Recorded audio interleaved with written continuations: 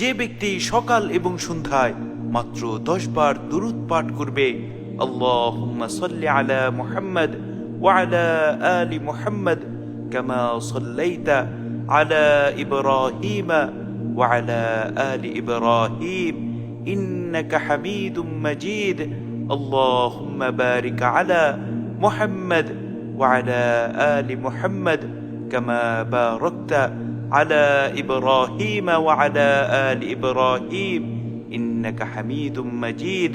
এই দুরূদ পাঠ করবে ওই ব্যক্তির জন্য আল্লাহর রাসূল সাল্লাল্লাহু আলাইহি ওয়াসাল্লাম কাল কিয়ামতের কঠিন সময়ে সুপারিশ করবেন। সুবহানাল্লাহ, সুবহানাল্লাহি ওয়া বিহামদিহি, সুবহানাল্লাহিল আযীম। এ সম্পর্কে সহিহ তারগিবের 656 নম্বর হাদিস। আল্লাহর রাসূল সাল্লাল্লাহু আলাইহি ওয়াসাল্লাম বলেন, যে ব্যক্তি আমার উপর প্রতিদিন সকাল এবং সন্ধ্যায় মাত্র 10 বার দুরূদ পাঠ করবে, নিশ্চিতভাবে আমি তার জন্য কাল কিয়ামতের কঠিন দিবসে সুপারিশ করব। সুবহানাল্লাহ, সুবহানাল্লাহি ওয়া বিহামদিহি, সুবহানাল্লাহিল আযীম।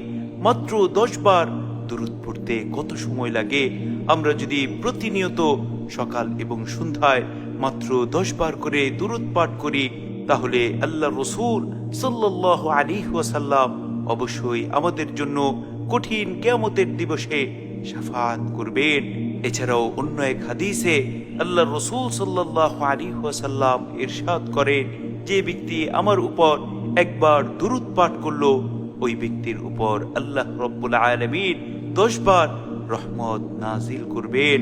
সুবহানাল্লাহ, সুবহানাল্লাহি ওয়া বিহামদিহি, সুবহানাল্লাহিল আযীম। রাসূল আকরাম সাল্লাল্লাহু আলাইহি ওয়াসাল্লামের উপর দুরূদ পাঠ করার এত ফজিলত।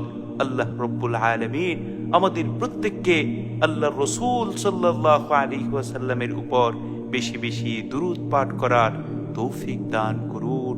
আমিন।